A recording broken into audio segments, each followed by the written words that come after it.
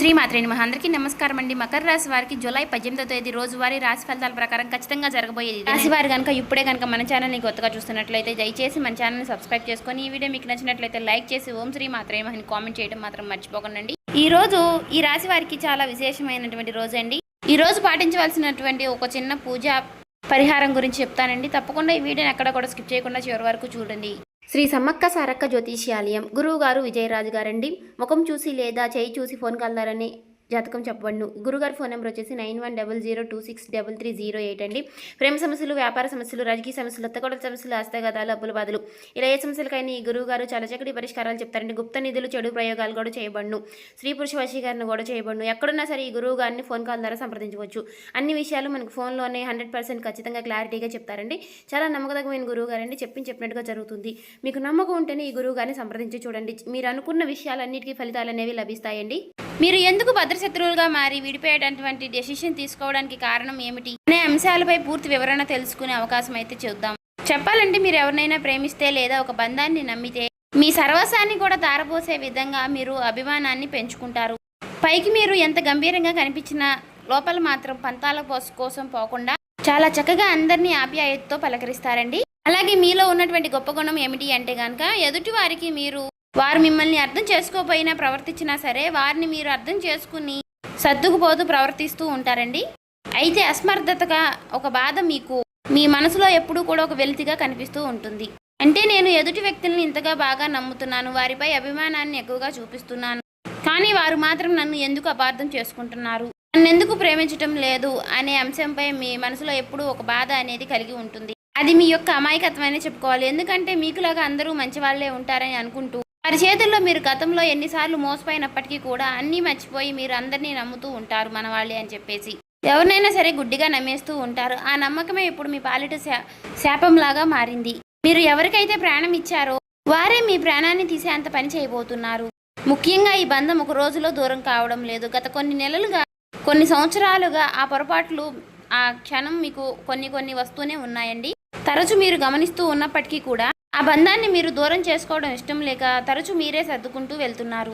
అయితే సర్దుబాటు చేసుకుంటూ వస్తున్నప్పటికీ కూడా ఈ రోజు కాకపోయినా ఏదో ఒక రోజు ఆ బంధం అనేది మీ నుండి దూరం అవడం అనేది ఖాయమండి. అంటే మీ ప్రేమను అర్థం చేసుకోవడం లేదు అనేటటువంటి ఒక భావన మీ మనసును చాలా నిరాశకు నెట్టివేయడం, అలాగే మీ విలువను కూడా మీరు తగ్గించుకుంటూ ప్రతి ఒక్క మీ గురించి తెలిసిన వారికి మీరు విషయాలు మీ ఇంట్లో కుటుంబ సభ్యులకి సంబంధించినటువంటి విషయాలు మీ మనసులో మీరే చాలా నలిగిపోతూ వస్తున్నారండి. అంతా బాగుంటుందిలే, అంతా సమృద్ధిగా నయమవుతుందిలే, మేమంతా కలిసి బాగుంటామని చెప్పేసి మీరు ఆశించారు. కానీ అవతల వ్యక్తిపై మనసులో ఉన్నటువంటి మీ పైన ఉన్నటువంటి ద్వేషం, స్వార్థం పూర్తిగా ఎక్కువైపోయింది. మీరు మౌనంగా ఉన్నప్పటికీ కూడా వారు మిమ్మల్ని ఎక్కువగా చులకనగా చూడడం అనేది మొదలుపెట్టారు. అయితే రేపటి రోజున పరాకాష్ఠకు చేరబోతుందనే చెప్పుకోవచ్చు. ఎందుకంటే ఈ రోజు ఆ షాకింగ్ క్లైమాక్స్ ఏదైతే ఉందో అది ఇప్పుడు మనం పూర్తిగా తెలుసుకుందామండి. ఈ రోజు 8 గంటల 10 నిమిషాల లోపు ఆ బంధం మీ నుండి ఎలా దూరం అవుతుంది అంటే ఇది మీరు ఊహించని విధంగా ఒక ట్విస్ట్ లాగా జరుగుతుంది. అంటే మీ యొక్క ఆత్మమిత్రులు ఎవరైనా కావచ్చు, మీకు బాగా తెలిసినటువంటి ఒక స్నేహితుడు, ఒక స్నేహితురాలు, అలాగే మీరు ఇన్నాళ్లుగా మీరు ఆరాధిస్తున్నటువంటి ఒక ప్రేమ బంధం కూడా కావచ్చండి.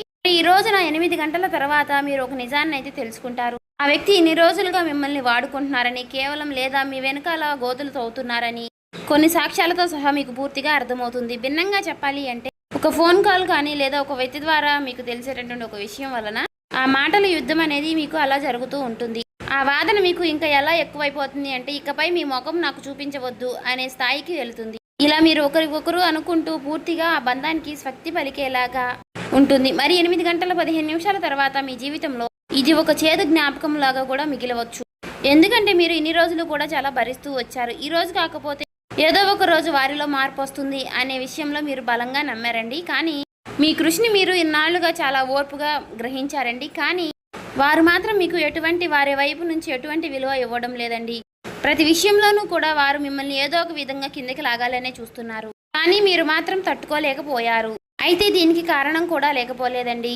అయితే దీనికి కారణం ఏమిటి అంటే ఒక మధ్య వ్యక్తి చేసినటువంటి నమ్మక ద్రోహం అని చెప్పుకోవాలి. అంతటికీ కారణం ఏమిటంటే డబ్బు, ఈర్ష్య, మీరు బాగా పైకి వస్తున్నారనేటువంటి ఒక కారణం కూడా అయి ఉండవచ్చు. అయితే వారికంటే మీరు బాగా సెటిల్ అవుతున్నారో అనో లేదంటే మీకు వచ్చేటటువంటి మంచి పేరును చూసి తట్టుకోలేక మీరు ఎవరికైతే కష్టకాలంలో అండగా నిలబడ్డారో వారే తిరిగి మిమ్మల్ని గుండెల మీద తన్నడం, ఇదంతా తిరిగి మీరు తిరిగి మీ మనసుకు చాలా లోటైనటువంటి విషాదాన్ని కలిగిస్తుంది. అయితే ఆ వ్యక్తి మీ పతనాన్ని కోరుకుంటూ కొంతమంది శత్రువులతో సైతం చేతులు కలిపి మీకు అలాగే మిమ్మల్ని మీ మనసుతో ఆడుకోవడానికి అయితే మీరు గుర్తుపెట్టుకోండి. మీరు బాధపడాల్సిన అవసరం అయితే లేదండి. అన్నీ కూడా ఫేస్ చేస్తూ మీరు ఉంటున్నటువంటి ఒక గొప్ప వీరులుగా మిమ్మల్ని చెప్పుకోవచ్చు.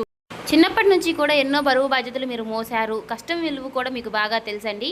ఎప్పుడు ఏ విషయంలో ఏ సమయంలో ఏ సమన్వయ భాగంతో ఉండాలి అనే విషయాలపై మీకు బాగా అవగాహన కూడా ఎక్కువగా ఉంటుంది. ఏ కష్టాన్ని ఎలా ఎదుర్కోవాలి అని చెప్పేసి ఫేస్ చేయాలి, ఏ సమస్య వస్తే దాన్ని ఎలా ఎదుర్కోవాలి అని చెప్పేసి అనే అంశాలపై మీకు బాగా అవగాహన ఉందనే చెప్పుకోవాలండి. కాబట్టి ప్రతిదానికి కూడా మీరు కృంగిపోవడం, బాధపడడం ఇటువంటివి చేయకండి. గడిచిపోయినటువంటి కొన్ని సంవత్సరాలుగా ఇవన్నీ కూడా మీరు ఎలాగో అనుభవించేశారు. కాబట్టి ఇవన్నీ విషయాల్లో రానున్న రోజుల్లో మీరు దేనికి బాధపడరు, భయపడరు అండి.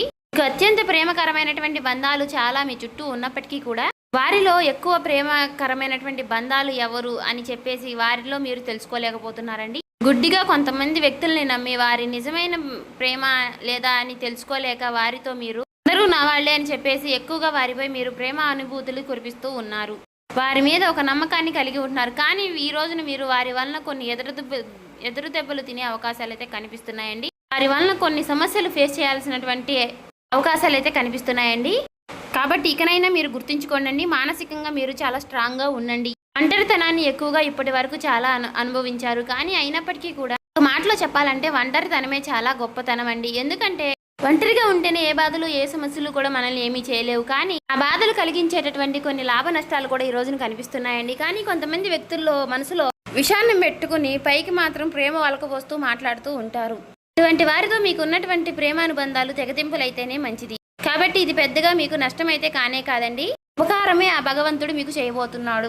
కాబట్టి అపకారం అయితే మీకు జరగలేదు. కాబట్టి ఆ బంధాన్ని మీరు దూరం చేసుకోవడం ఈ రోజున మీకు కొంచెం బాధగా అనిపించినప్పటికీ కూడా, మీ మనసు కుంగిపోయినప్పటికీ అనిపించినా కూడా మీరు కొంచెం బలంగా ఉండండి. అలాగే ఈ రోజున మీరు తప్పకుండా మీకు ఈ రోజు చాలా విశేషమైనటువంటి రోజండి. ఈ రోజు మీరు సూర్యారాధన చేసుకోండి.